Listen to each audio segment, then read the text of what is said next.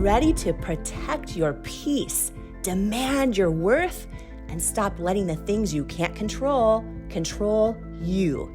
My amazing friend and yours too, the incredible Trent Shelton, is here today on the show to teach us how. This is an episode you're going to want to share with everyone you know today. You will always be not enough for the wrong people or person. We build relationships these days, I feel like, off of the weakest things. And no wonder when we go through trials and tribulations, things crumble. If you don't demand your worth, the world will tell you what your worth is. The last time I checked, that's not a good price tag. And they usually put you on wholesale. You say to have peace, you have got to stop letting the things you can't control you. Yeah. Trent Shelton, how do we do that? Trent Shelton, you're here. We're going to get it. We're going to get it. There's this constant battle, I believe, every single day for our worth, for our peace, for our sanity, for our happiness, for our joy. I'm ready to learn about protecting my peace. Yes. I'm ready to learn. How are you doing? Doing good. Yeah? Learning to protect. You're learning to.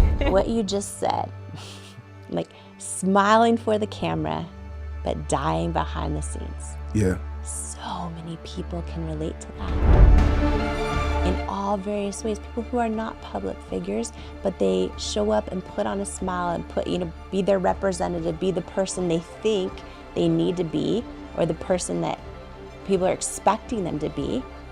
And they're not, because they're not showing up as who they truly authentically are, they are literally dying behind the scenes, like hiding in plain sight, That's right. Feeling more lonely than ever, more disconnected than ever.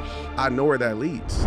There's no amount of perfection you can give to a person that's committed to misunderstanding you.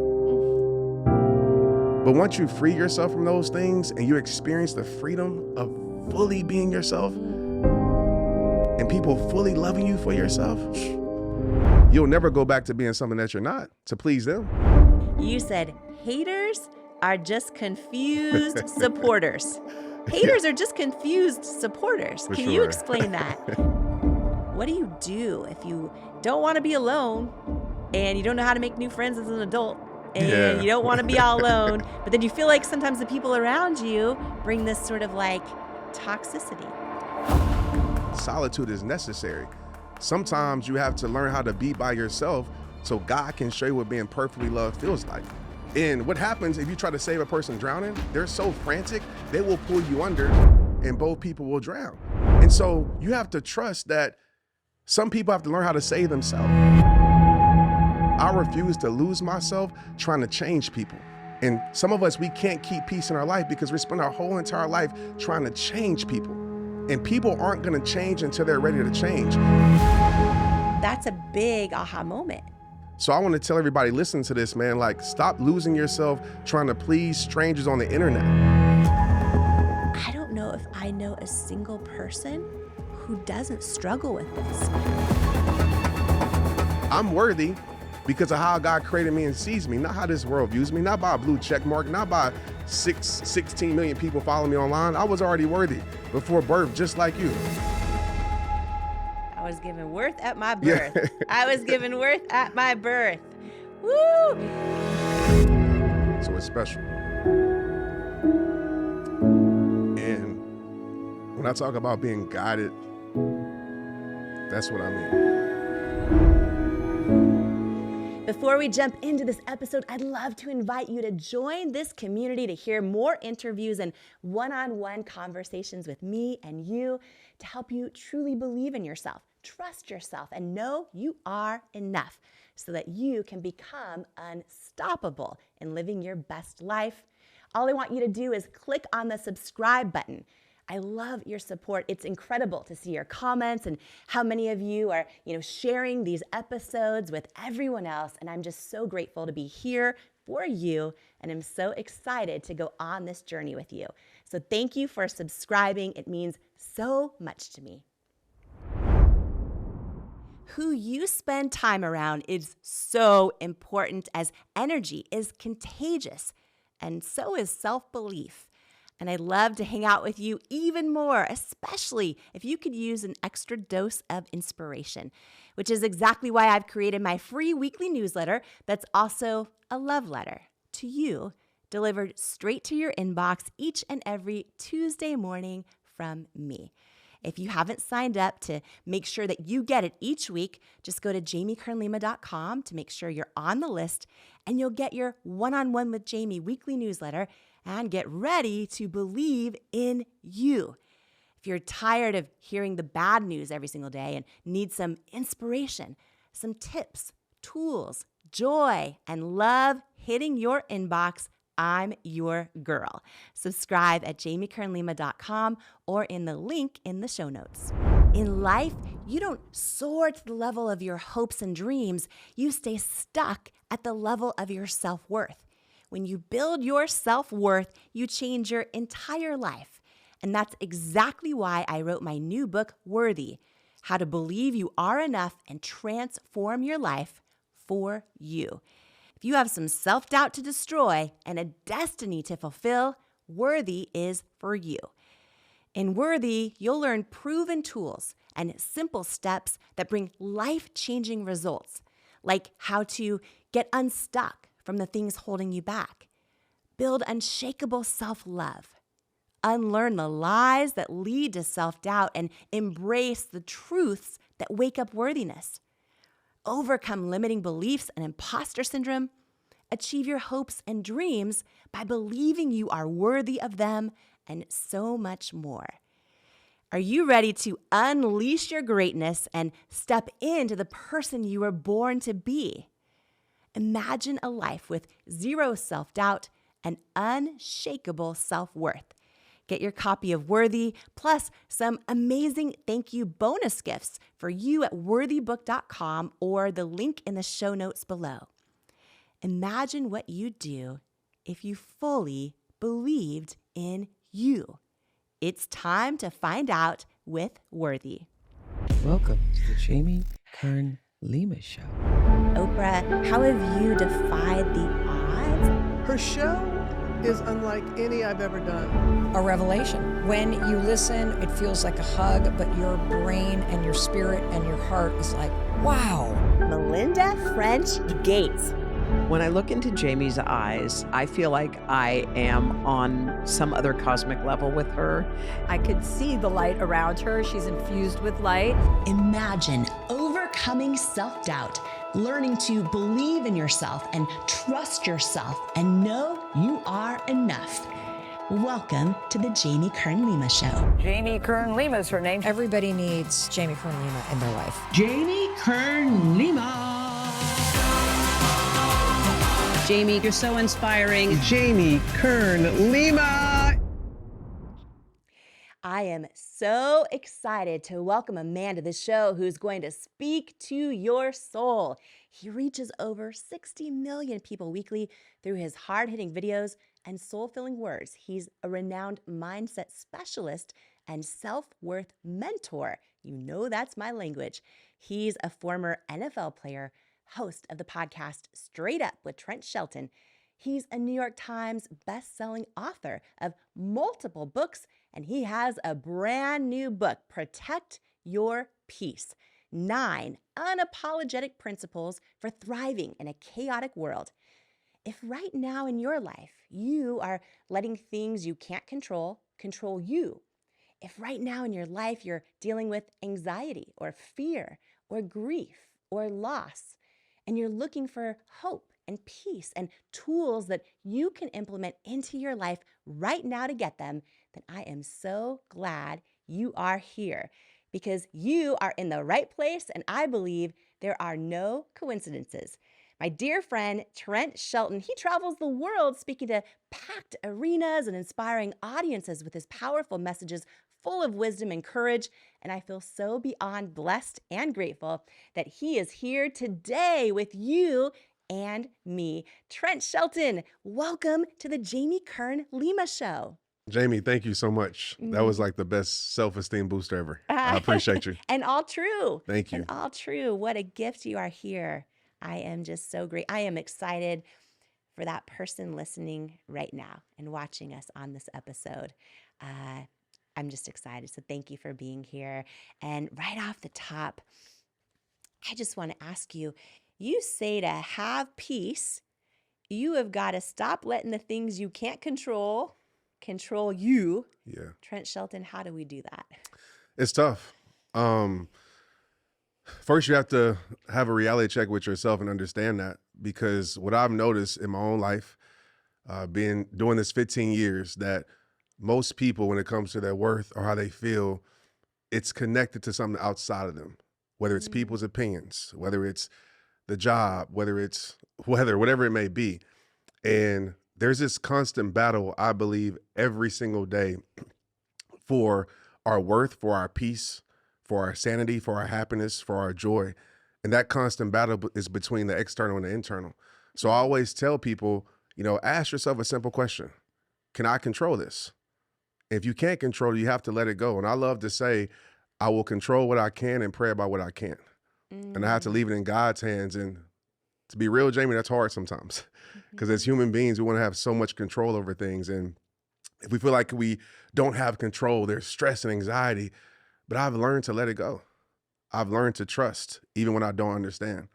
And that's been the driving force in my life in keeping my peace. So I would just simply tell that person, ask yourself, can I control this? And if you can't, let it go and trust that everything's going to work out. What are your tips for doing that? Because I'll tell you, sometimes I'm like, okay, I know I can't control this, but I really want to figure out how to control this. Yeah. And I think it's funny. There's one of my favorite quotes is actually by 50 Cent. I think by his grandma, that says either pray or worry, but don't do both. For sure. And most of my life, I'm like, oh, but I do both, right? I'm like praying about it, and then I still worry as if I can somehow do anything about it, or as if I'm not trusting God, right? For sure. And so in your journey, like, how have you learned to do that? And are you at a place now where you can go, can I control this? I can't. And then you just let it go. And how do you do that? Do you just decide, or how do you do that? Yeah, I just realized in my life through experience, like the things that I've tried to control that I can't control.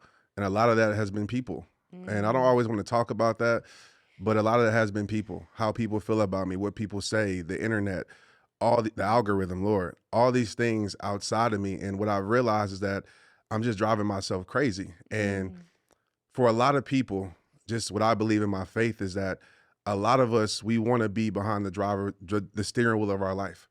We want to be able to control everything. The truth is, in life, you can't. You can't control the experiences. You can't control your tomorrows. You can influence it. You can do your best to put yourself in the best position to have the greatest things happen for your life. But the truth is, and I know you know this, I've done everything right and things have still went wrong. And I say wrong, but really it's just not the right for my life at that time. And so I've learned to say, you know what, Trent, get out the driver's seat of your life and put God there. And where God takes you, sometimes it don't make sense. You question it. But I always say this quote, God will allow you to go through places you don't understand just to bring you to the place where he needs you to be. So when I look over my life, that's where the trust comes from. That's where my faith comes from. It doesn't come from knowing what tomorrow brings. It comes from knowing that God has had my back time after time again. And that's hard, right? Because sometimes you lose people, you lose things, and you want these things back in your life. Sometimes it's loved ones. But I've learned to have patience and faith in saying, if it's not for me, then it's just not for me. And that's so hard at times when it's things that you love. But I prioritize my peace over everything now. And that's definitely has helped my life. So I would tell the person, prioritize your peace and learn over time that everything is working out for your good. And I know that seems super motivational and inspirational, but it's the truth. It's the truth. Everything is working for you. And that's the truth that I stand by and live by. Isn't it so true that, like, if we could control everything, we wouldn't need faith? Exactly. What's the point of it? Yeah. Millions of people inspired by your words every single day. Just to read a couple quotes, they say that you are hope for people who feel hopeless, Trent Shelton, that you create content that is a light for someone in their darkest times. And you just help so many people take the things that they're going through and help them turn them into the things they make it through. Yeah. And I think a lot of that is because of the things you've made it through. Yeah. So can you just share a little bit? And I know there's a lot of things you have made it through. And it's so powerful that you share Yeah. some of those things because it helps people feel less alone and more enough. And then they, and then it helps them go through it as well. So, can you talk about your journey just of turning the things you go through into the things you make it through? Yeah. I made a commitment when I first started, like 2009, and when it really got real in 2011. And I made a commitment that I would always be a voice for people to let them know that everything they're going through can soon turn everything they made it through. And I wanted to be an example of that. And I didn't want to just be a one-trick pony where it's like, I'm telling you these things, but I'm not letting you know what I'm going through. And yeah, I go through a lot, just like every human being. And I remember making a promise to my best friend while I started doing what I do, that committed suicide. And I told him that I would be the voice for people who need one, and I would be the shoulder to lean on for people who need one. And that was very difficult for me because, again, I'm an introverted person. When I started this, it wasn't like the popular thing to do at that time. But I knew that there were so many people out there that thought that they were broken. And so for me, being vulnerable and transparent led to my transformation. And I want to let people know that it's okay to go through things. It's okay to share things. It's not going to hurt your brand. It's okay to, admit that you're going through a struggle because that's relatable. I can inspire people with my things. I can inspire people with the house or the car, or I'm telling you all these numbers, which that's a part of it too. But I wanted to be able to impact people with my heart and say, I want you to experience my heart, and I want you to feel this connection, and I want you to see a human in me, this human that can rise above, this human that can conquer, this human that can overcome. Because if you can see that hope in me, then hopefully you can see that hope in yourself. And so that's why I'm so open and transparent. And Jamie, it's just hard to just do this, smile when I'm dying inside. I just can't do it. It just takes too much energy. So I would rather say, hey, y'all, I'm depressed right now. It doesn't mean that my life is over. I'm going through a storm, but I promise you I will get through it because no storm lasts forever. But I'm going through it. I'm climbing this mountain with you. I'm at the mountaintop saying, hey, this is how you get up here. No, I might have been there, but every year in my life through something, because I'm a human, I come back down to the valley and I'm with you, climbing this mountain with you. So I think that's what's helped me connect with so many people across the world. And honestly, that's what's helped me be able to continue on this journey, because if I'm carrying all this emotional baggage and, as I always say, smiling for the camera, but dying behind the scenes, I know where that leads. I know people in my life that are no longer here because of that. And so I refuse to be what the world wants me to be and lose myself. I refuse to be who the world wants me to be and not keep peace in my life. So for me, this is the easiest thing for me to do, is to say, this is what I'm dealing with. So the last, 3 years, I'm good this year, but 2021, 2022 was some of the worst years of my life. My mom and that whole situation, and then my situation, a few days later, then my grandmother gone, and then my dad's best friend who was a mentor in my life a few months later. Then the next year I ruptured my Achilles and I always had to get my leg, like my foot literally almost cut off. And it's back to back to back to back to back. And yeah, I questioned God. Yeah, I was like, what's going on? Yeah, I had to still be this person for the world, but I gave myself grace to say, you know what? It doesn't make me less. It doesn't make me less of a human. It doesn't make me less of a expert. It doesn't make me less of a brand because I'm dealing with things. Actually, this strengthens it.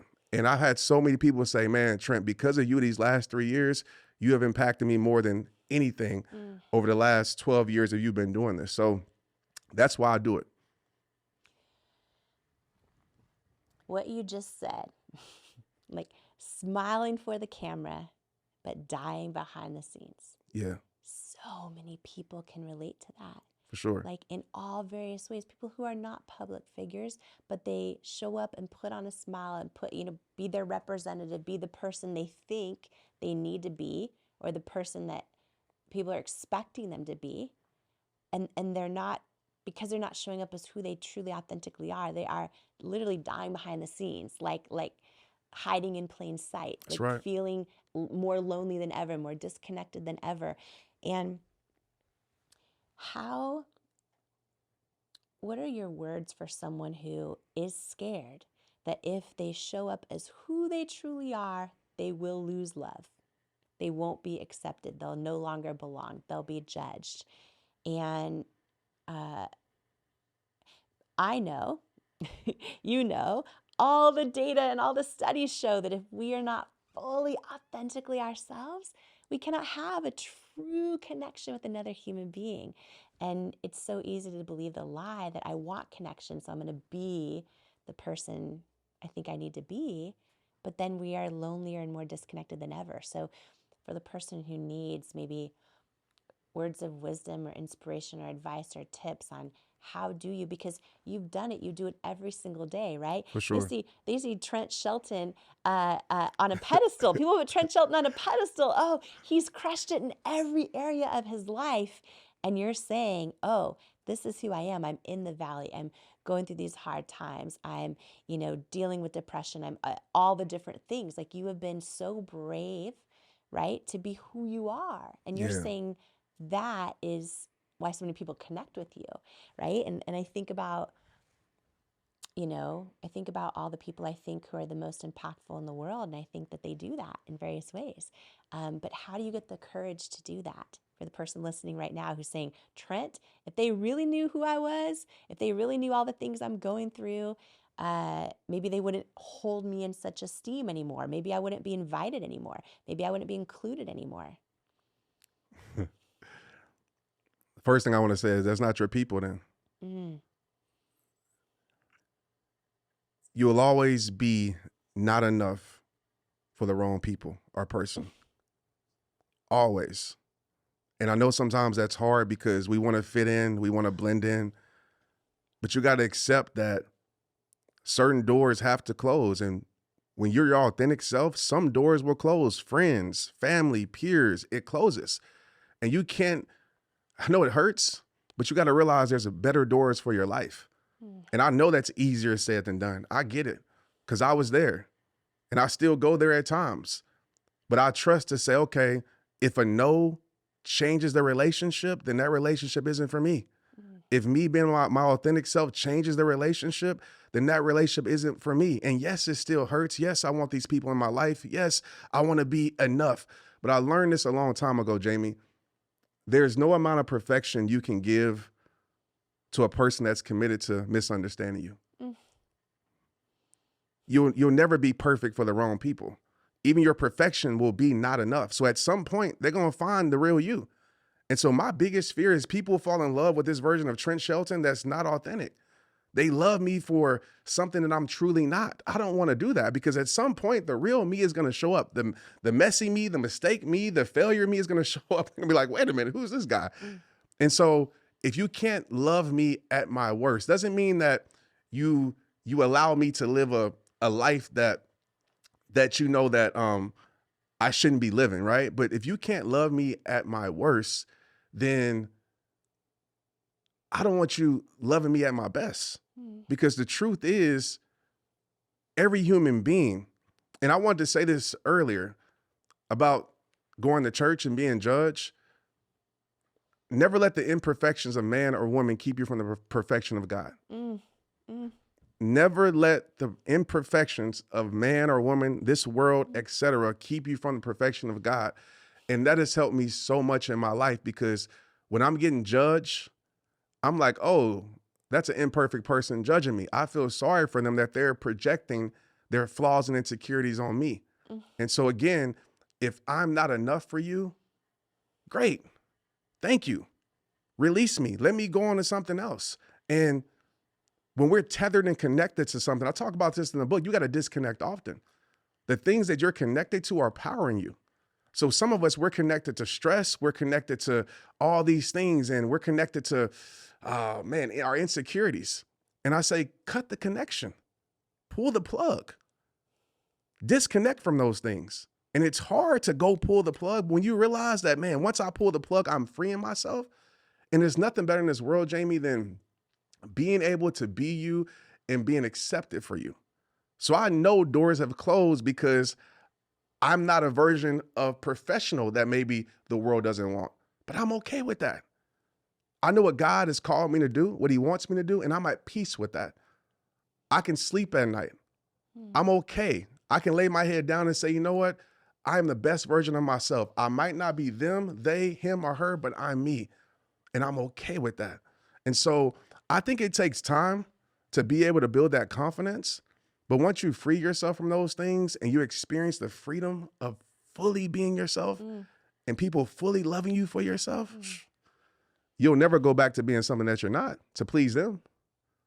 So that's what I would say. One thing I just thought of that you say that I love so much, and I just have to bring it up because I'm thinking of the one person listening who is just struggling with the haters they see online or the comments that they get, or they finally decided to post their art or their ideas or any part of themselves out there. And then someone from 25 years ago in high school made some rude comment on their Facebook or their Instagram. And you once said, Trent Shelton, and I will never forget this. I think about this all the time. You said, haters are just confused supporters. Haters are just confused supporters. Can you explain that? So good. So good. Yeah. So number one, like, if you don't want to be hated on, and there's a beautiful quote, I'm butchering it, but, say nothing, be nothing, do nothing. If you don't want any type of judgment or anything. So at least I look at somebody hating on you as you're getting attention. And you have to understand this. Like, some people aren't haters, they're confused supporters. And what I mean by this, when you look at the word hate, it's such a strong word, but you don't pay attention to things that you hate. Certain foods like ranch dressing, I don't pay attention to ranch because I hate it. When I'm in the salad bar line, I don't even look at the ranch, right? Because I hate it. You don't pay attention to things that you hate. So if somebody is following your page, if somebody knows your every move, if somebody is making up a fake profile, right, after you block one profile, that is not hate. That's admiration. They just have pride and ego. So it might be a little bit of jealousy and envy there, but actually they really support you.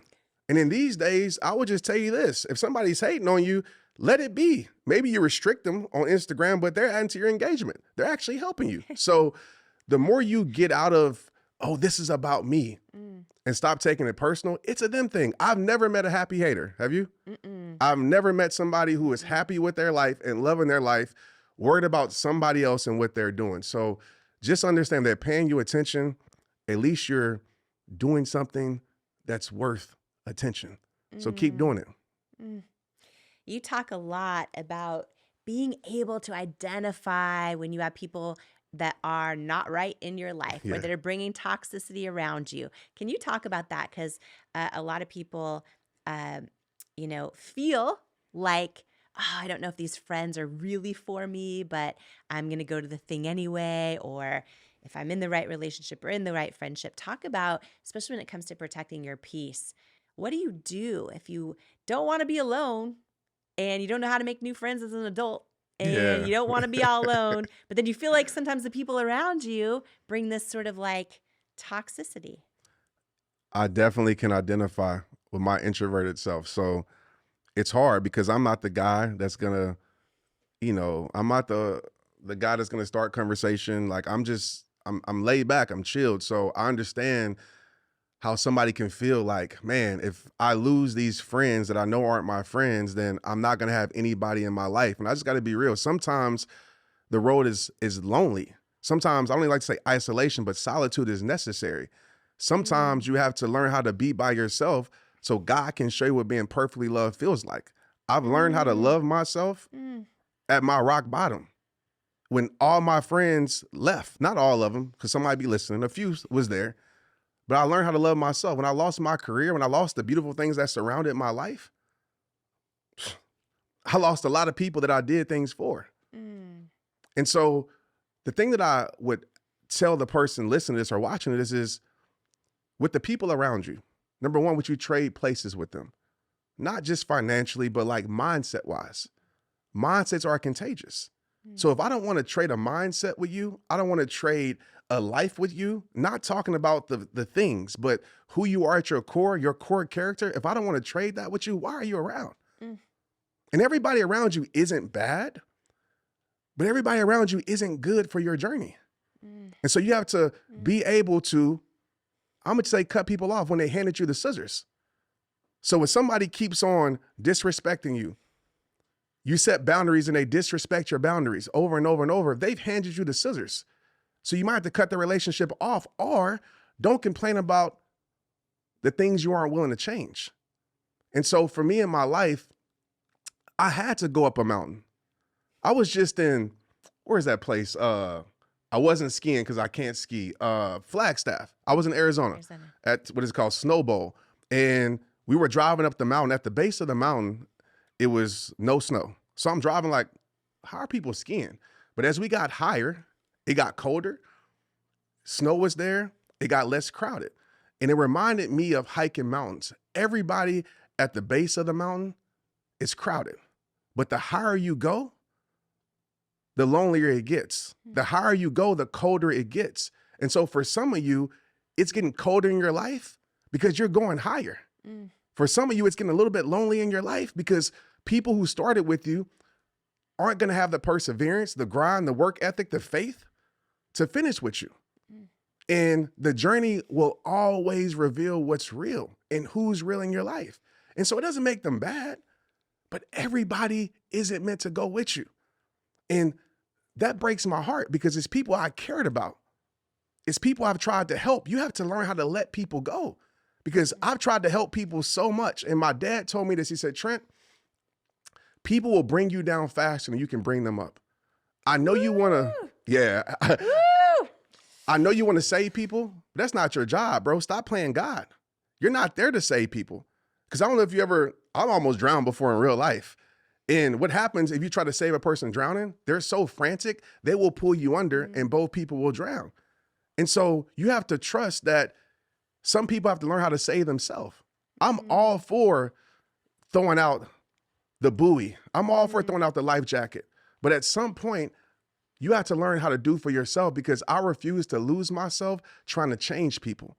And some of us, we can't keep peace in our life because we spend our whole entire life trying to change people.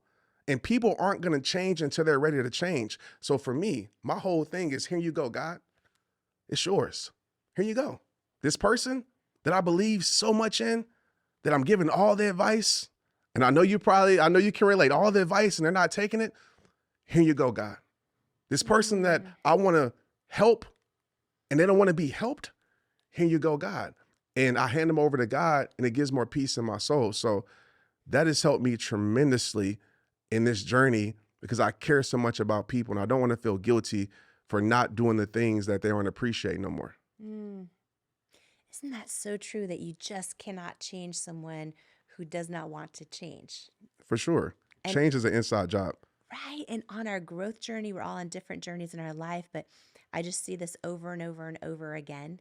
I have a little sister who is a half-step sister, and then we found out I'm adopted. Long story. Gotcha. But she is my sister. For sure. She is my sister. And she's on this whole new journey in her life.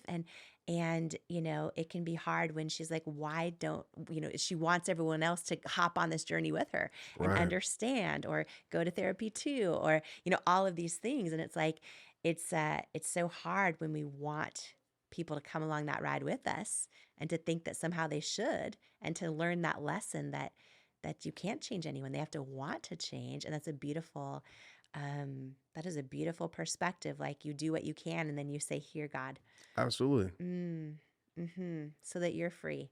And on that journey, just to add this, as you're climbing that mountain or going on that journey, you will meet like mindsets. They might not look like how you think them. Look, I have friends in my life that some are our friends and peers. I'm like, hey, how did this connection even happen? Like, we're totally different lifestyles, but you realize like mindsets will always find. So as you go on your journey, yeah, it might be a little bit lonely at first, but I promise you, as you keep moving forward, you'll find your people. But you just got to stay true to the path. I love what you said. They will hand you the scissors. Yeah. They will hand you their scissors. And a lot of times, I have to tell you, I've had people hand me the scissors many times, and I'm still like, oh, no, I don't want to abandon you. And I don't cut. That's right. I don't cut. And it has been a journey of learning like, oh, no, I'm actually worthy of, people who love me how I love them, or show up for me the way I show up for them, or, you know what I mean? Just, yeah. Do you feel that started a war within yourself? I think it affected every part of my life. I mean, when I was, running at cosmetics with over 1,000 employees, while I have a million weaknesses, one of them, and some strengths, For sure. one of those weaknesses was I would not fire people soon enough, even when I knew, like even when they deserved it. And I would meet other CEOs who would say to me, like, the second someone is like bringing the toxic energy to the environment, or of course doing something really, really wrong, but the second they're even bringing that bad energy, like, it's contagious. It will take a culture down. It will infect everyone else. And I knew that. And still, because of my own issues I didn't understand fully yet, of not believing I was worthy of things, I didn't want to abandon anyone else. And so I would hang on to people for way too long. And it was wild. It says, you said it, inside job. It was me learning to believe what I'm worthy of, and that, I can't change a person. And that was when I got better at firing. I'm 100% with you with that. Yeah? Yeah, it starts, there's a beautiful quote, and it's a rapper named Nipsey Hussle, rest in peace. Yes. And I don't know if it's his quote, but he said, I talk about this in the book. He said, would you rather be at peace with yourself and at war with the world? Or would you rather be at war with yourself and at peace with the world? And every time you're choosing them over you by not cutting things off or firing somebody that you know needs to be fired, you start a war within yourself. Every time you say yes when you want to say no, and you need to say no, you're starting a war within yourself. So I got tired of starting wars within myself. And one of my hardest things was speaking my piece. And my dad said, Trent, if you don't speak your piece, how can you protect your peace? And I said, wow, you're right. And so I've chose to be at peace with myself. And no matter what comes with that, sometimes it comes with, worry and guilt, because not to kind of fast forward, but the main principle in the book, or number one, is set boundaries. And a lot of us don't set boundaries because of two reasons. We worry, or we have guilt.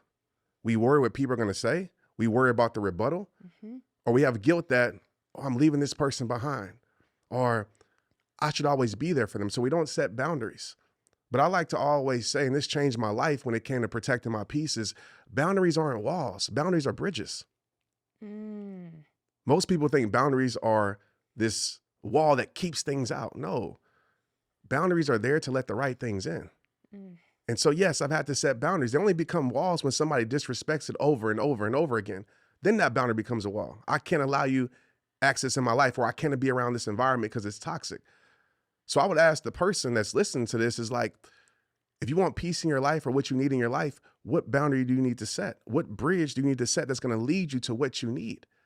And so that's helped me so much by saying, one of my main principles is I am going to keep peace in my life, and I'm not going to start a war within myself. And I'm not going to worry about who feels a certain way. I'm not going to worry about the private conversation and now become public information, and the talks behind the backs, and, Trent's like this. And I'm not worried about that no more, because I'm choosing to keep my peace, because a life without peace is nothing. And so, yeah, I wanted to share that, because I know a lot of people are starting wars within themselves. They're carrying these internal battles and wars, and they're driving themselves crazy, stressed out, burnt out, depression, because they won't say their piece, or they won't set that boundary. This is a huge, huge, huge thing right here. so many of us are raised to be people pleasers. We are raised to be people pleasers. We also just want love and belonging. So we are afraid, like what you said, to set a boundary, right? Because exactly what you said. I'm going to talk about this a lot, but the book, Protect Your Peace, 9 Unapologetic Principles for Thriving in a Chaotic World. So we are going to link this, of course, in the show. I hope everyone goes and picks it up. This is the thing, right? When I think about the things that matter, right? That's why I wrote worthy. I'm like, that matters. This matters. I think about what you just said, Trent, and I don't know if I know a single person who doesn't struggle with this. Yeah. Like, I'm thinking of every person in my life, in every stage of their life, in every type of what the world would describe as success or not success. Everybody struggles with this, and I've never heard it said this way, the way you just described it, that, when we choose someone else to make them happy, it's almost like betraying ourselves, like creating a war within ourselves. Sure. And there's going to be so many people that are listening right now, but for the person hearing you saying this, who's realizing, okay, well, I thought I was just making everyone else happy by being a people pleaser, or I thought I was just, trying to keep the peace around me, not realizing that that actually comes at the price of the peace within me. That's a big aha moment. Like, you're kind of making the decision at every moment. Am I going to make the outside happy? And as you said, start a war within myself. That's right. There's so much more coming up in this episode. You are not going to want to miss it. But first, I wanted to share this with you. In life, you don't soar to the level of your hopes and dreams. You stay stuck at the level of your self-worth. When you build your self-worth, you change your entire life. And that's exactly why I wrote my new book, Worthy: How to Believe You Are Enough and Transform Your Life for You. If you have some self-doubt to destroy and a destiny to fulfill, Worthy is for you. In Worthy, you'll learn proven tools and simple steps that bring life-changing results, like how to get unstuck from the things holding you back, build unshakable self-love, unlearn the lies that lead to self-doubt, and embrace the truths that wake up worthiness, overcome limiting beliefs and imposter syndrome, achieve your hopes and dreams by believing you are worthy of them, and so much more. Are you ready to unleash your greatness and step into the person you were born to be? Imagine a life with zero self-doubt and unshakable self-worth. Get your copy of Worthy, plus some amazing thank you bonus gifts for you at worthybook.com or the link in the show notes below. Imagine what you'd do if you fully believed in you. It's time to find out with Worthy. Who you spend time around is so important, as energy is contagious, and so is self-belief. And I'd love to hang out with you even more, especially if you could use an extra dose of inspiration, which is exactly why I've created my free weekly newsletter that's also a love letter to you, delivered straight to your inbox each and every Tuesday morning from me. If you haven't signed up to make sure that you get it each week, just go to jamiekernlima.com to make sure you're on the list, and you'll get your One-on-One with Jamie weekly newsletter and get ready to believe in you. If you're tired of hearing the bad news every single day and need some inspiration, some tips, tools, joy, and love hitting your inbox, I'm your girl. Subscribe at jamiekernlima.com or in the link in the show notes. And now, more of this incredible conversation together. That is a whole different way to see things. And then that war just starts to spiral into all different ways. Absolutely. I think a lot of people are afraid, Jamie, to let people down. Yes. Well, you should be afraid to let the most important person down in your life is yourself. And so every time you are choosing not to set a boundary or not to say no when you, or even say yes on the flip side. You might need to say yes to something else.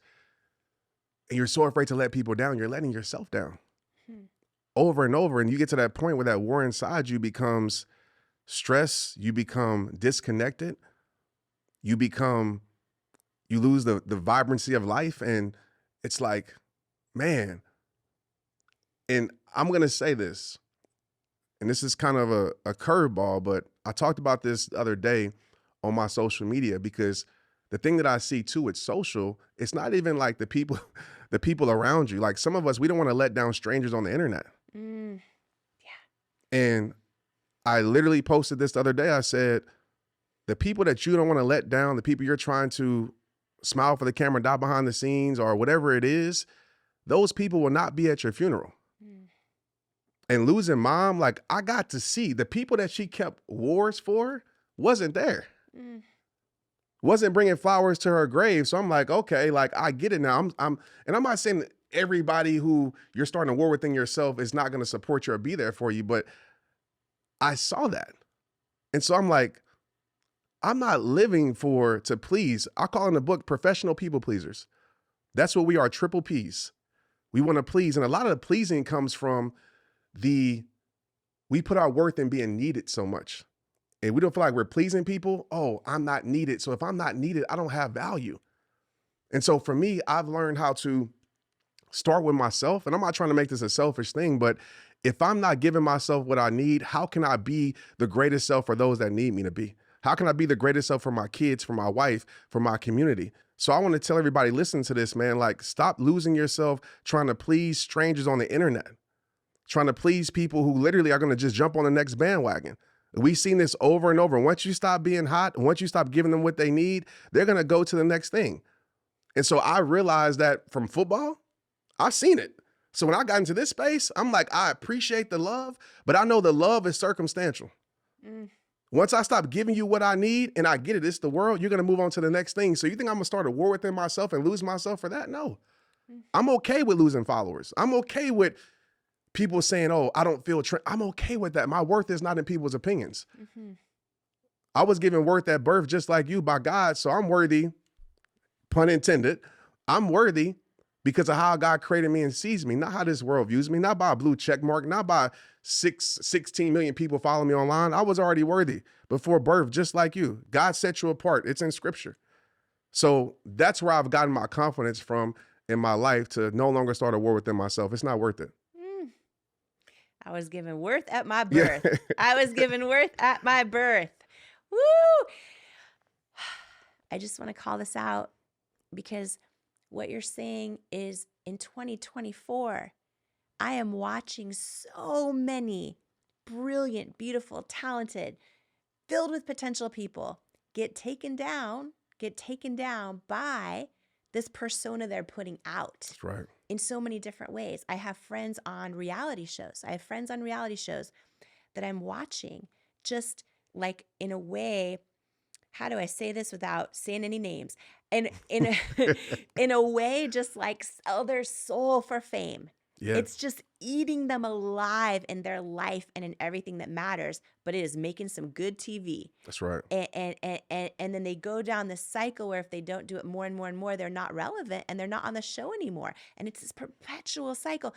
And then it's this like, oh my gosh, every type of person who is not wanting to be a public person in their life, but then it's just nowadays social media is a part of everyone's life. And they're putting out a persona, trying to get likes or trying to make sure everyone sees this version of themselves that it's everywhere. It's everywhere. And a lot of people are starting to believe the lie that their worth is tied to it. That their worth is tied to it. And this is what I think is such a blessing about the things, as you say, the things we go through can become the things we make it through.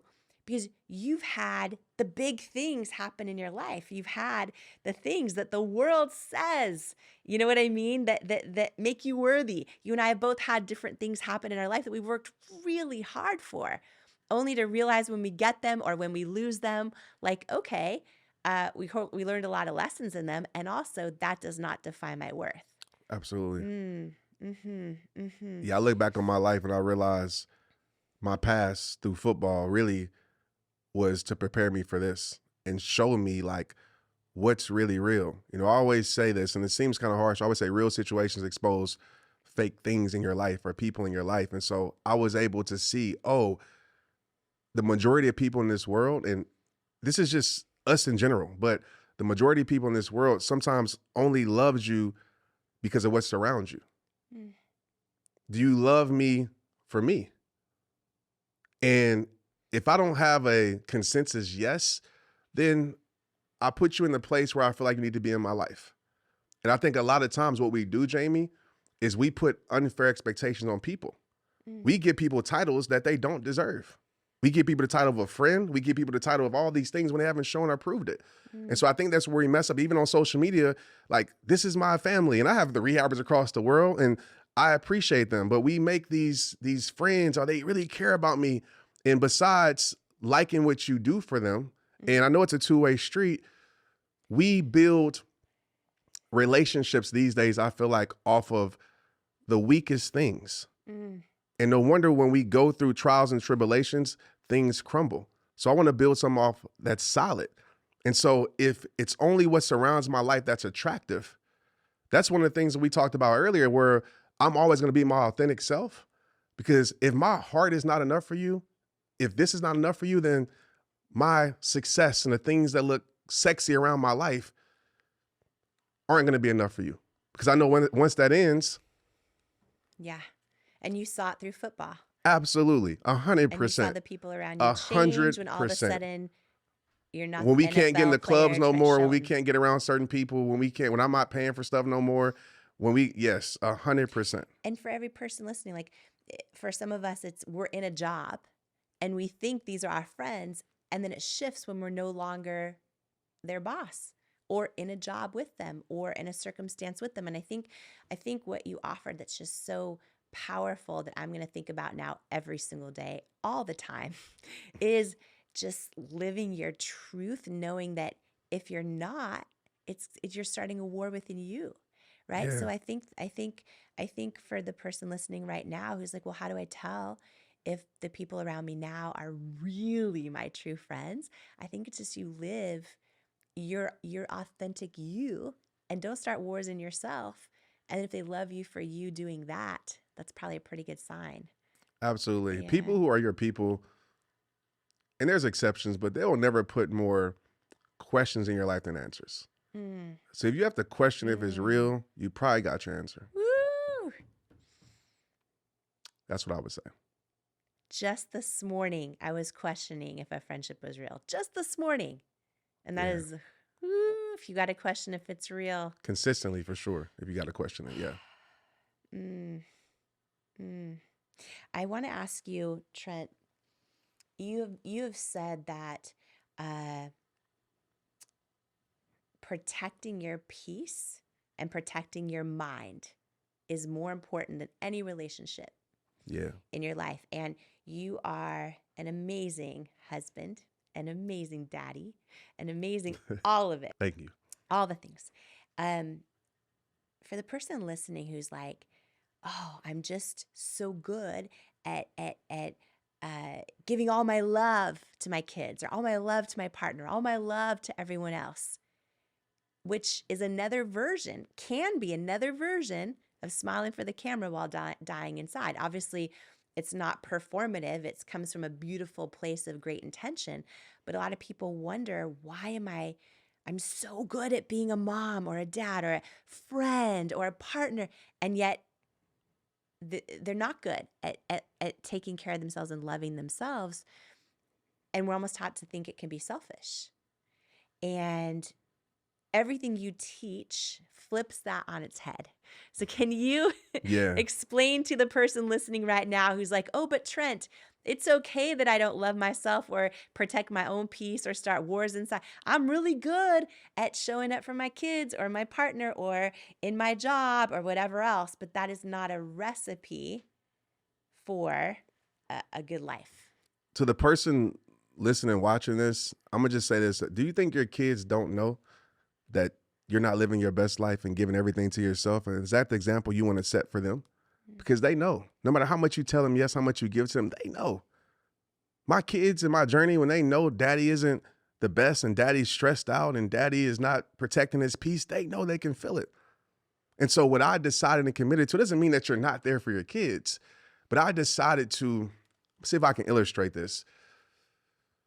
So often we're told to pour into people's cups. And as givers, as people who help people, we're always pouring into cups.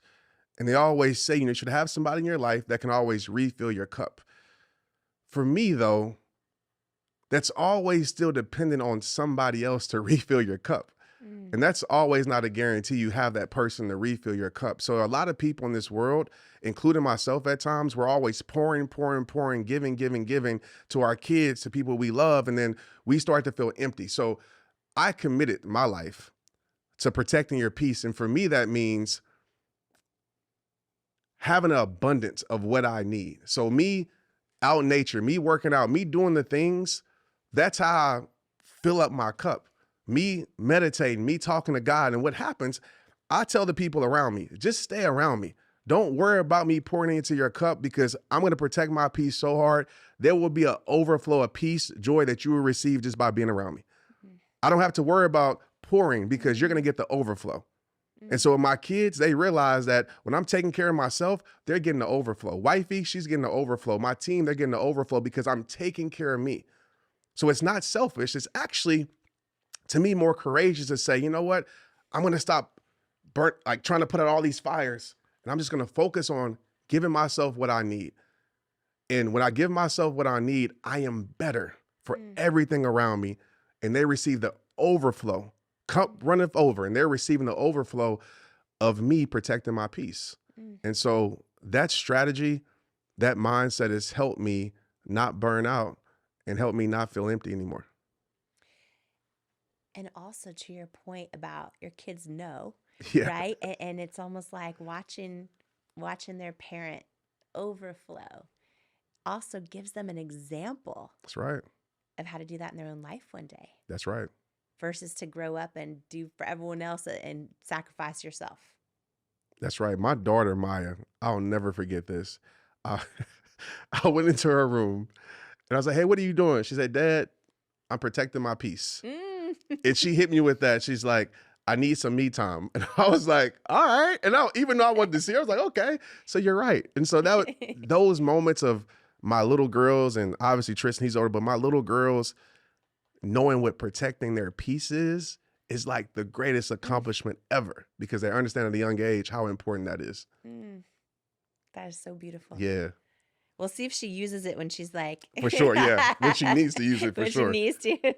So funny. Okay, I'm so excited for everyone to get this in their hands, in Protect Your Peace, right? There's 9 unapologetic principles for thriving in a chaotic world, which is what we are in.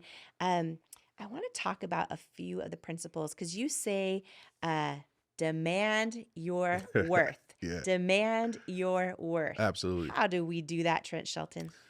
I was going to go with know your worth, but I want to be more unapologetic in the book.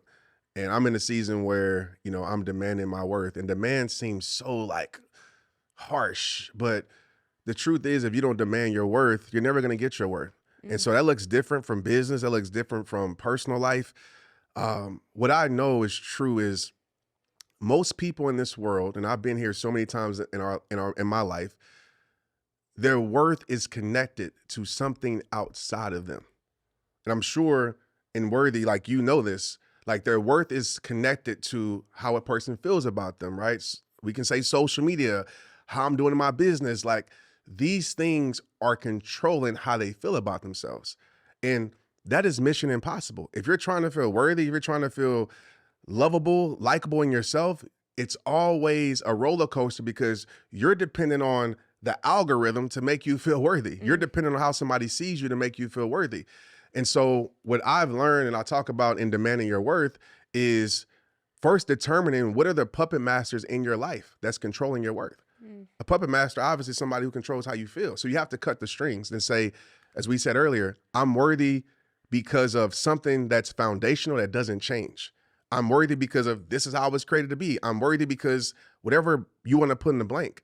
And so that's the first step, because when you understand your worth, then you feel unapologetic for asking for it. And so when people try to put a price tag on my life, whatever that is, as a speaker, as this or that, and they try to make me feel wrong for saying, oh, well, you don't deserve this. No, I know what I deserve. I know what I've been through. I know what I've gotten through, and I know my talent. I know my gift. So I'm going to demand my worth. And if my worth is not seeable in your eyes, then go find another person. And so that's in business. That's in relationships. I see so many people in this world, they shrink. They shrink instead of expand. They shrink to fit in. They shrink to find a relationship. They shrink to, not offend. And it's like, why? Because if you don't demand your worth, the world will tell you what your worth is. And the last time I checked, that's not a good price tag. And they usually put you on wholesale. Okay, for the person though saying like, Trent, how do I do it? How do I demand my worth? Yeah. How do I do it? How do I know my worth? How do I demand my worth?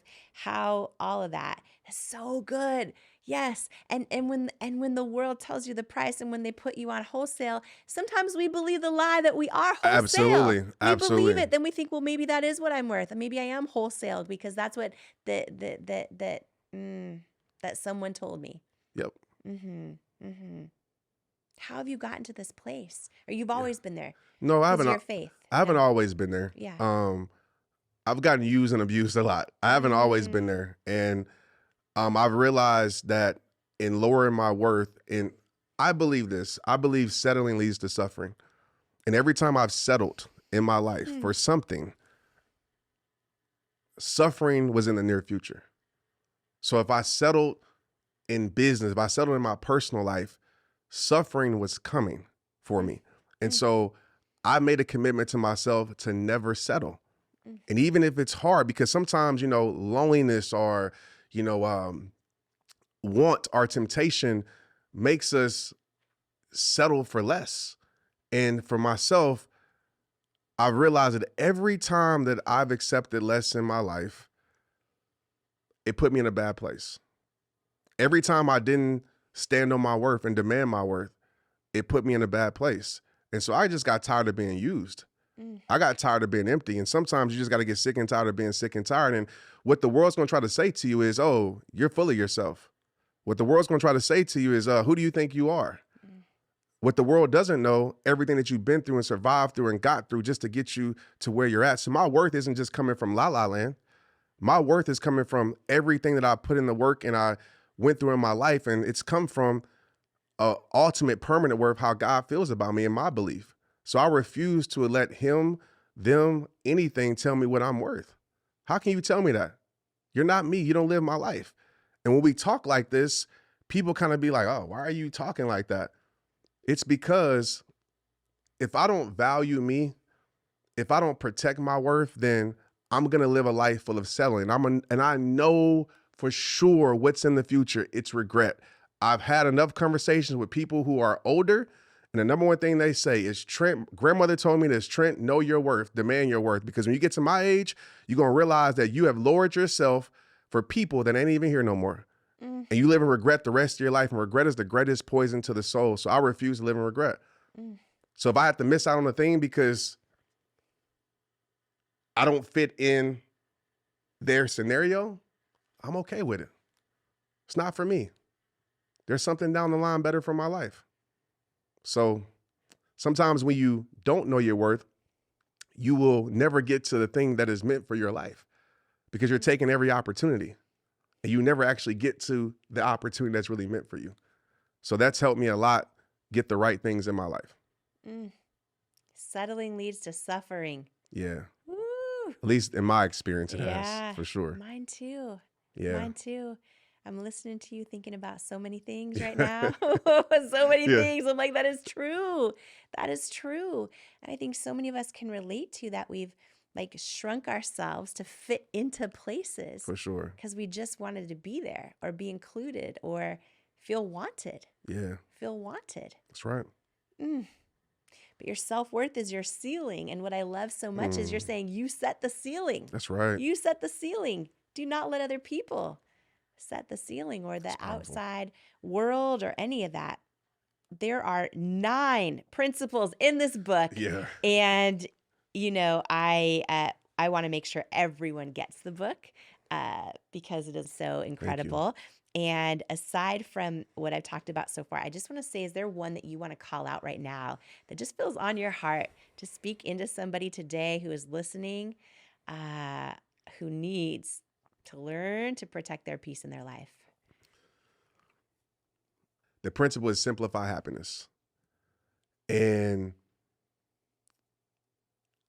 there's a saying that says happiness works off of what's happening. And I agree, but that's external happiness. I don't believe internal happiness works off of what's happening. It's a choice that you make. Some people call it joy, but it's a choice that you make to say, I'm going to choose to be happy. But a lot of us, our happiness is in the hands of all those things we just talked about. I'm going to be happy when they love me. I'm going to be happy when they accept me. I'm going to be happy when everything goes right. And that is a disaster for your worth.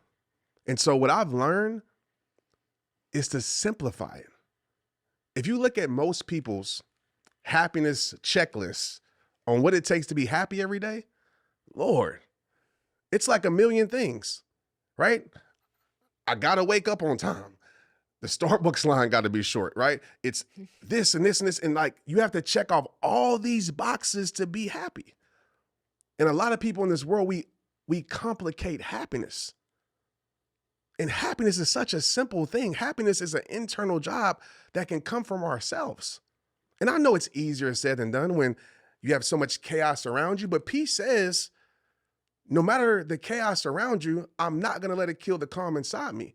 Peace says, yeah, the storm exists. It does. But guess what? The storm is going to pass. And so I would challenge everybody listening to us.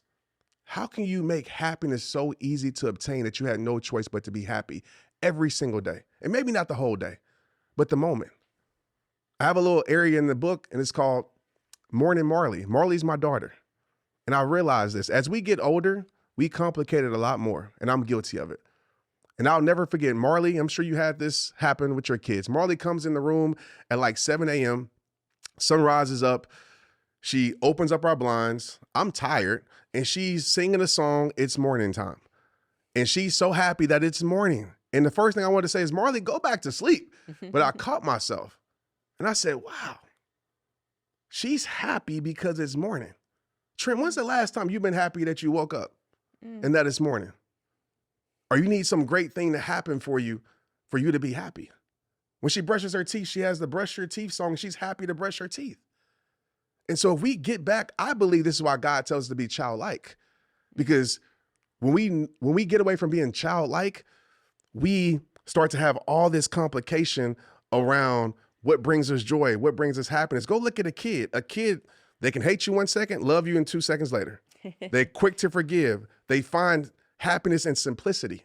Playing outside, playing in the bathtub. Like, at what point in our life as grown-ups that we start becoming so cold and so boring and so, just so tight with life?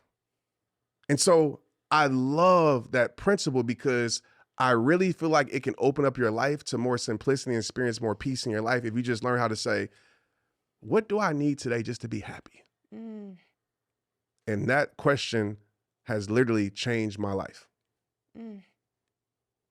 How does Marley's song go in the morning? It's morning, it's morning, it's morning, something like that, right? And then her brush your teeth, it's time to brush your teeth. Like, yeah, that whole song. And I love it, right? Now I love it because I said, wow.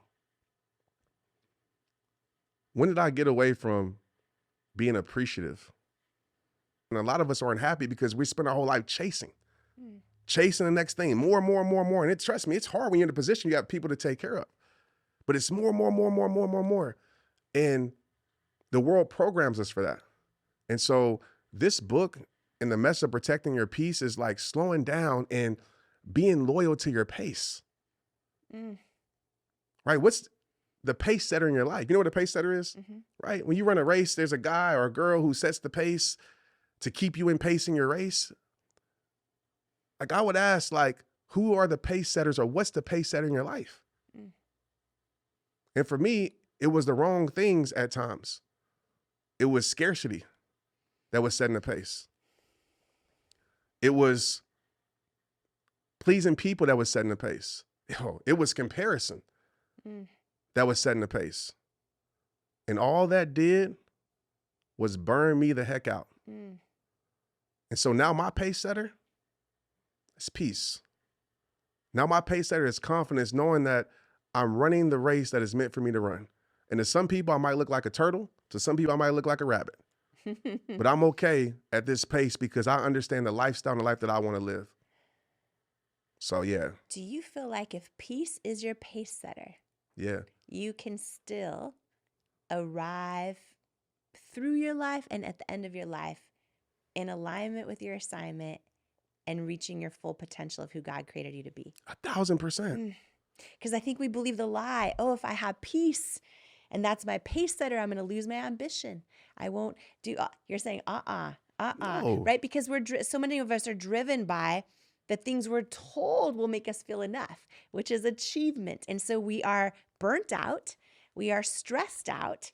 We are arriving at one achievement after another, empty, still feeling like something's missing because we thought that would bring our worth and it did not. And most of my life, Trent, I just thought, oh, if I'm chill, I'm not living up to my potential. And that's actually a lie.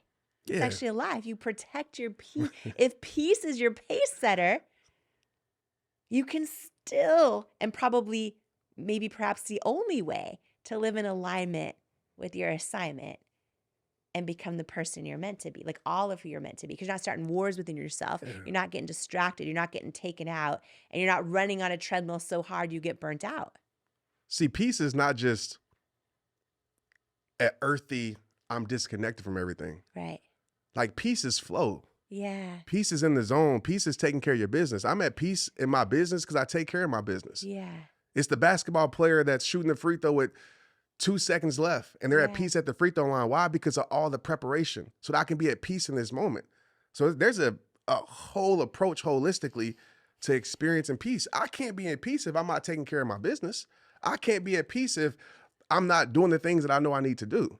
And so a big part of me protecting my peace is making sure I'm prepared, is making sure I'm efficient, is making sure I'm intentional, is making sure that I'm doing the things that I need to do so I can lay my head down at night and saying, man, I did what I needed to do today. I could be at peace. So I wanted to share that part for sure. That's so good. And peace isn't letting off the gas. It's no. like driving towards the right Sometimes it's thing. pressing on it. Yeah. Harder. Just driving to the for right sure. thing. Just Absolutely. driving to the right thing.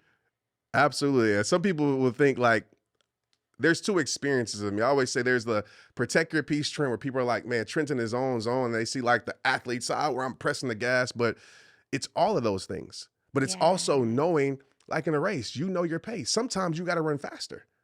Sometimes you got to slow down.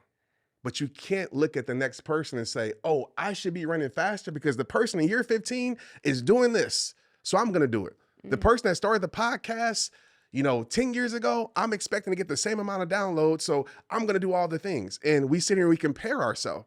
And it's like, no, this is my journey. This is my journey that I'm on. And sometimes it's going to be a season of busy, a season of dad, a season of everything, but I'm still at peace because I'm loyal to my pace. So when I need rest, I rest. When I need to go, I go. And I'm okay with that because I know at some point the finish line that's meant for me to cross will be there. And it might not look like the next person's finish line, but I'm okay with that.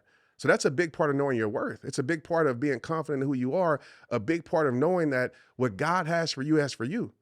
That's a big part because if you don't, you're going to think that I'm supposed to be doing all of these things. Not that you can't get influenced and motivated by someone else, but that's still their life. That's still their journey. So I might not have that or have this, but I have what I need and I'm okay with that. For the person who says, okay, well, I am not sure I even believe God exists. Right. And what do I do? And how do I how do I have faith in something greater than myself if I don't quite believe that exists? Which actually, let me ask you that. How, in your own faith journey, have you come to believe God exists and then have your faith in God? Yeah, experience. Mm. You know, I grew up in the church, so it was easy. My dad, my grandmother, my mother. But for so long in my life, it was the relationship that they gave me. You know, I believe because this is what you're supposed to do. You're supposed to go to church 3 days a week, and I believe because of that. But that wasn't a true belief. That was a given belief. And I had to learn how to seek God for myself and build that relationship. So my relationship with God doesn't look like on paper, maybe what it looks like for everybody else. You know, I just told you before I got here, I went to the ocean and I find God there. I believe nature is God's natural medicine for the soul. So I'm in the woods, I'm doing all these things, and that's where I find God, and that's strengthened my relationship. But it's my journey of me being 7 years old with asthma, pretty much flatlining in the ICU at 7 years old, and me realizing that there's a purpose for my life. Me losing my NFL career and thinking that what else is there to my life? And now I'm living in my purpose. Me almost, losing my daughter. You know, holding her in my hands and almost losing her. So these experiences, that's where my relationship is built.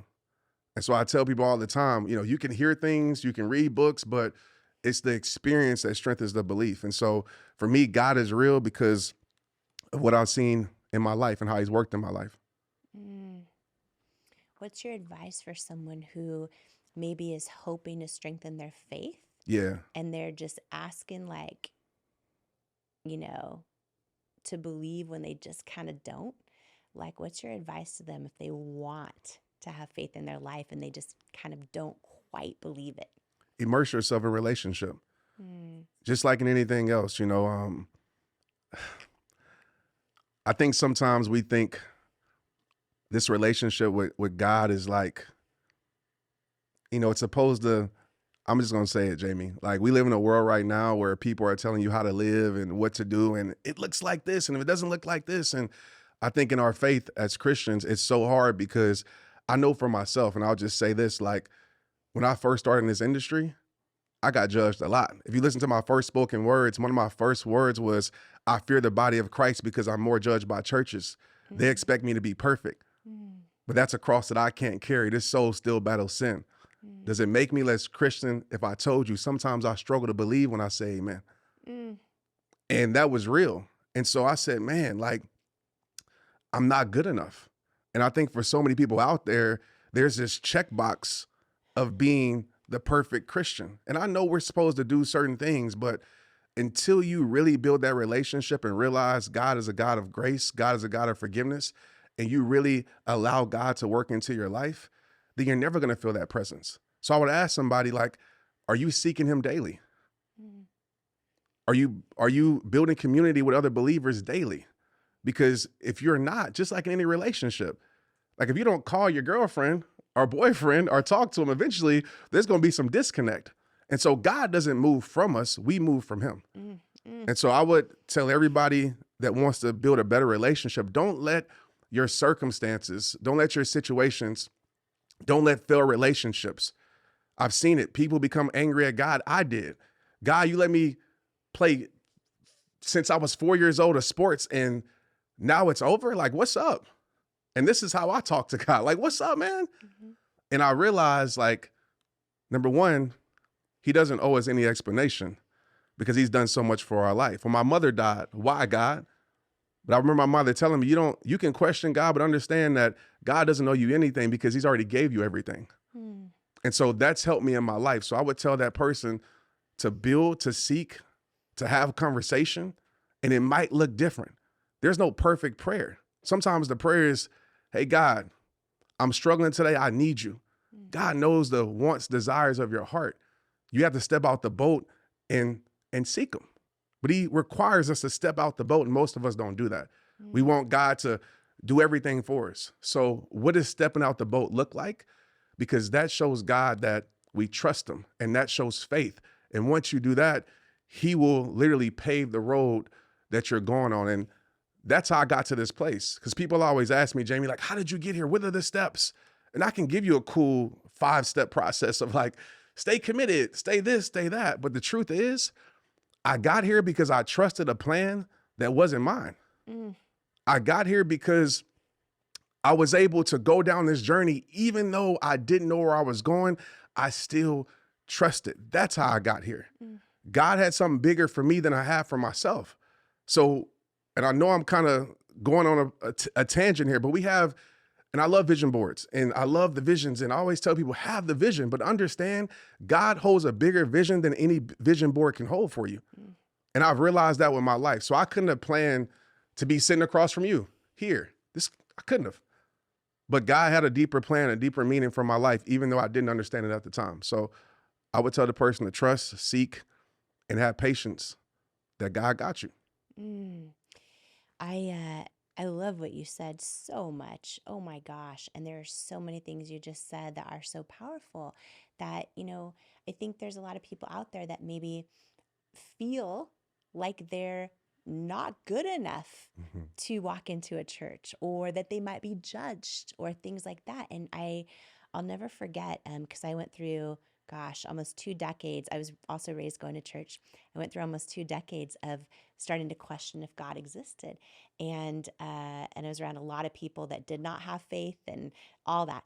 And I remember when I started working as a news anchor and reporter, and I was one-man band reporting, where you shoot all your own video and you edit and you tape to tape, and then you stand up and do the filming and all of that. And it was so fun, by the way. But I'll never forget, one of the stories I did was at this rescue horse ranch, where they take rescued, abused horses and they rehabilitate them.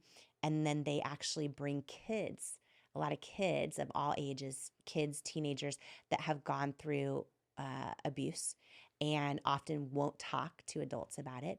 And they just let the kids be with the horses. And I remember I was doing a 3-part series there, and I just watched this horse laying down in a pasture, and I watched this 14-year-old girl who wouldn't talk to adults. She wouldn't talk about what she'd gone through, but she just sat there talking to the horse, and she laid her head down on the horse. And I just remember I was probably 25 yards away watching this, and I just felt God's presence stronger than I have ever, and I'm out there in the middle of nowhere in this horse ranch in the middle of Eastern Oregon. And I just remember realizing at that moment, okay, I think what I'm feeling is God's presence. I don't happen to be in a church at the moment while I'm feeling this. And it was the first time I realized in my life, oh, God is everywhere. And I was in this season where I was praying and telling God, I'm doubting you exist. Can you please come into my life and prove me wrong? Right? I went through this for years until he started, oh my gosh, over and over and over and over. And that's sort of how I went through my journey, because I did not, there was a long time I was questioning, For sure. you know what I mean? And I love what you shared about, in hard times, just trusting him and having to trust him in those times, even when some people might have hard times and say, if there was a God, this would not be happening to me. Right? Versus, okay, let me lean on him or on my faith to make it through. And, I just want to say one more thing, Trent, because I think just for the person listening right now who is on that journey, and I think a lot of people are, I think there's a lot of people that have maybe felt maybe they've been discouraged on their faith journey because they felt like something doesn't feel right about me not being accepted for who I am inside of a church. Or maybe they've had an experience where they didn't feel that way. And what I've found is a lot of churches do love you fully for who you are, but there are some that you may not feel do. And I always just imagine if Jesus were on this earth right now, there's a quote by Bob Goff where Bob Goff says, every time I ask God who I should love and for how long I should love them, I always hear him whisper to me, everybody, always.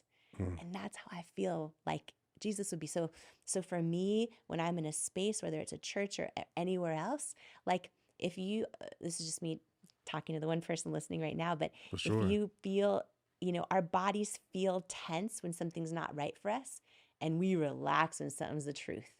And for me, that's how I always kind of know, is this the right place to be praying? Is this the right church for me? Is this the right, you know what I'm saying? And Yeah. it can be a journey.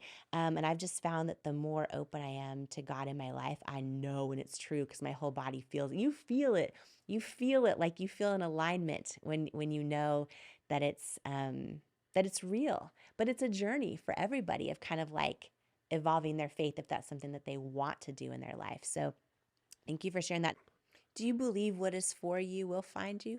For Do you believe- sure. You do believe you can't miss it. I believe you are a magnet. Mm. And I believe the more you work on yourself, you strengthen your magnet. I don't believe in chasing. Chasing dreams, like I say that too, but I don't believe in chasing.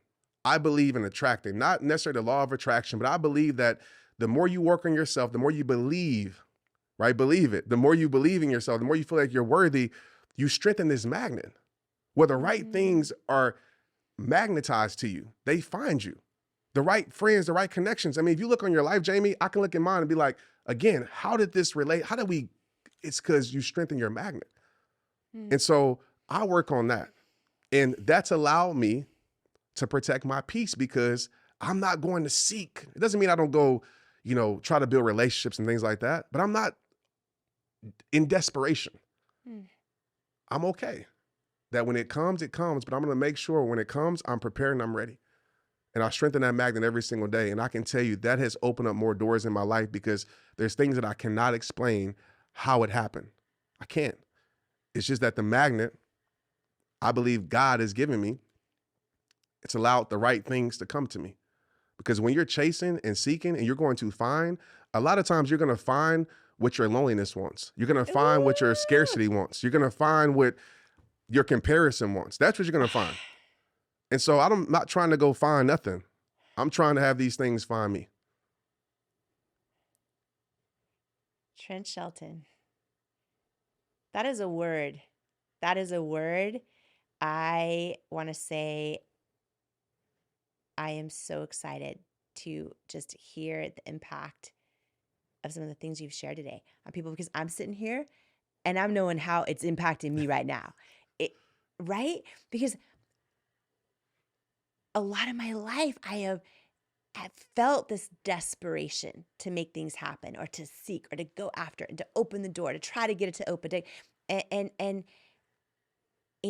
you're so right. It's when we strengthen our magnet, when we strengthen our worth, that things happen.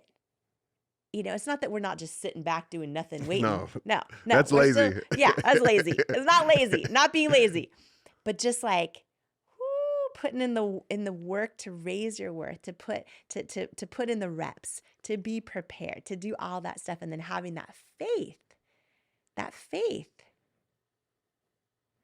And that has happened in my life so many times.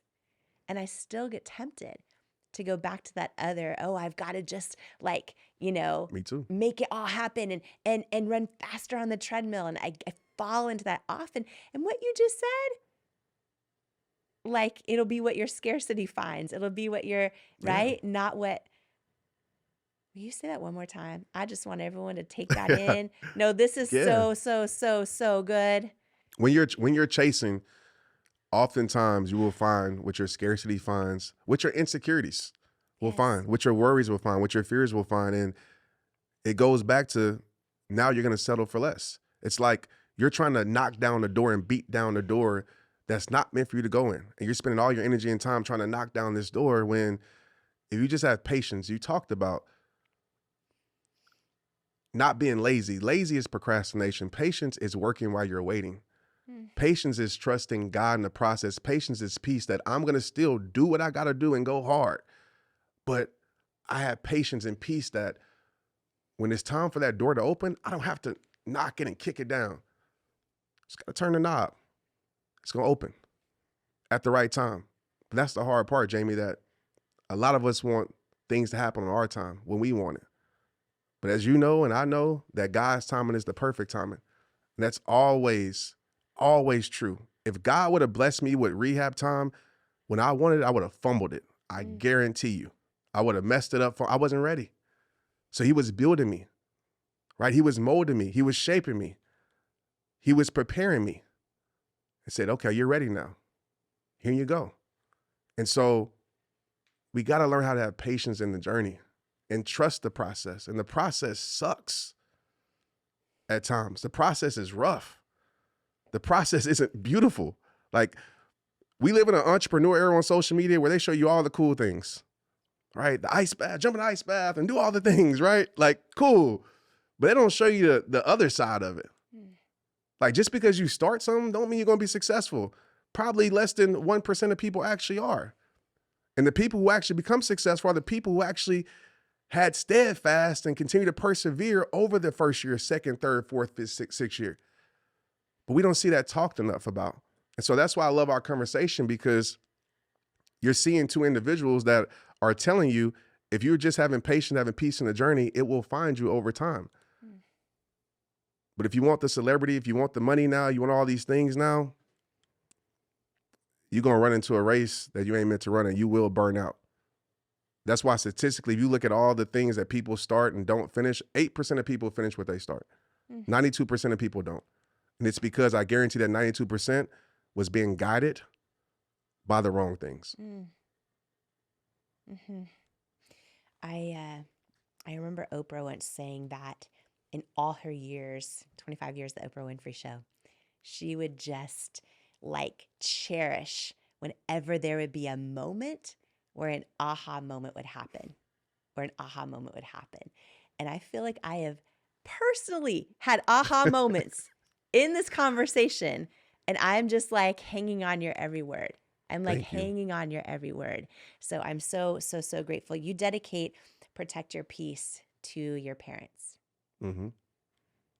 Can you talk about their impact on your life, the greatest lessons that they have taught you? I'm almost at a loss for words because it's so hard to put it into words. What my dad has done for me, showing me how to be a man, came to every single one of my games. Didn't miss a game. Worked at UPS for now a long time, more than I've been alive. But he always made time to be there. I never had to wonder where he is, where he was. He was always there. He showed us how to be a man, continues to show us how to be a man. My mother was and still is our rock. And I dedicated this book to her because she always taught me what peace is, and I always seen her operate in peace. Even though at times she would have chaos and things going around and things going on in her life, she would always be a woman of peace. She would be a woman of calm in even the most chaotic situation, especially in the storms. She was the shelter in our storm. She was the one that was, everything's going to be all right, even when it didn't look all right. And so what's ironic, Jamie, with this book, I told you I changed the date. And it was supposed to come out in January. I wasn't going to share this, but I'm going to share it. One of my promises that I told my mother I would write this book, Protect Your Peace. And what I saw in her, and I got to share this, my mother literally died in peace because she lived in priority. My mother was able to rest in peace because she lived in priority. She prioritized the things that mattered. So I know when it was her time to go, she was okay because she did everything she was supposed to do. She was the matriarch that took care of everything. So I literally saw her at peace when she took her final breaths. And as hard as it was to see her get wheeled out that house, I said, thank you, God, for healing her. Because sometimes we don't get a physical healing, we get a spiritual one. The book was supposed to come out January 16th. Something in my heart didn't feel right about that date. So I reached out to the publisher and I said, hey, just give me another date. I didn't pick this date. They said March 5th. immediately I felt a peace in my soul because that week of March was that week I talked about before, where my mom, Maya, all these situations happened. And I called my dad. I said, Dad, can you believe, man, this book is bringing light to this dark week? And I said, but Dad, it's something deeper than that. I said, what is it? I said, I don't know. And in my midnight hour, as I call it, waking up at 3 a.m., because my mom passed, I didn't get a full year of sleep. It hit me. March 5th is when the book comes out, and March 5th was the last time I seen my mother alive. The last time I held her hands.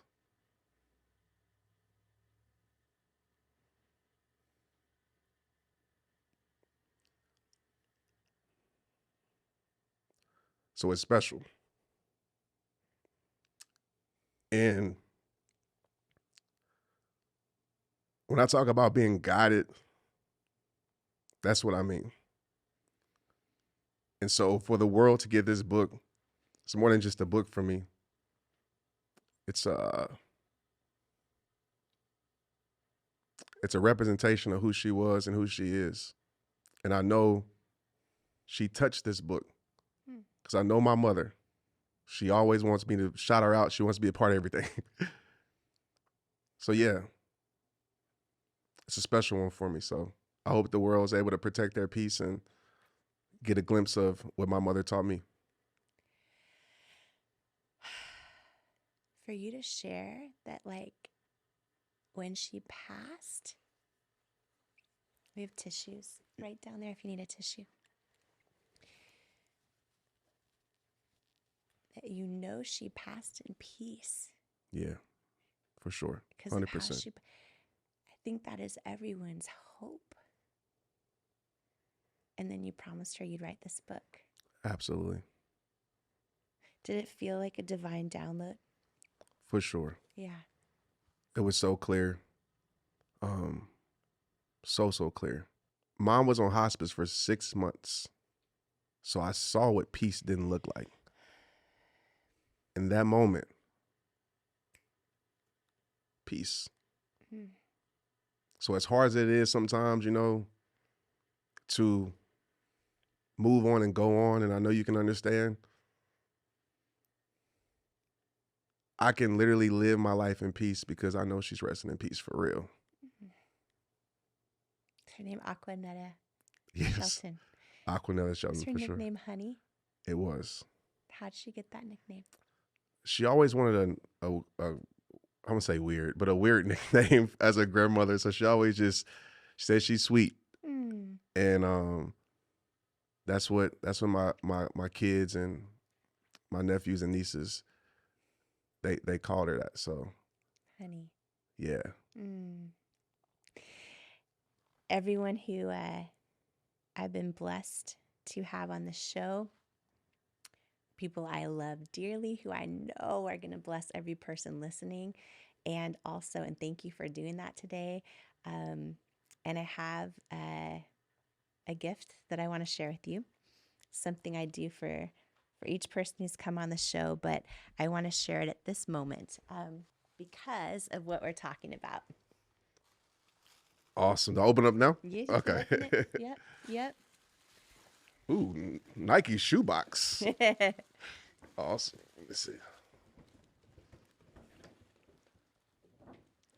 We actually had to get a bigger bag because of your shoe My size. shoe size, yeah. I'm like, oh, that's a different bag because it's bigger. Oh, snaps. Ooh. Oh. Jamie. So these are custom Jordans, and do you see what each, and you have to look at the other one too. Oh my gosh. So it says, honey, protect your peace. I don't know if I want to wear these shoes every day or not wear them. No, but Gotta wear 'em. Oh my gosh. I like imagined. I know she's always with you. And, you know, on my show, I Can I give you a hug, Chris? Yes, Yeah, yes, I mean, I don't want to. Yes. Oh my gosh. Thank you so much. Thank you. We are just crying up in here. I'm crying my makeup off. I got myself matching so that I have this memory with you, and I'm wondering if you would write on mine. If you would write anything that comes to your mind on mine. Absolutely. And then I have this memory. These are so clean. Thank you. Thank you, sir. So whenever I wear them, I want to think of you, and I want to think of this day, and I want to think of your incredible book that I'm so excited for everyone to get, Protect Your Peace. Wow.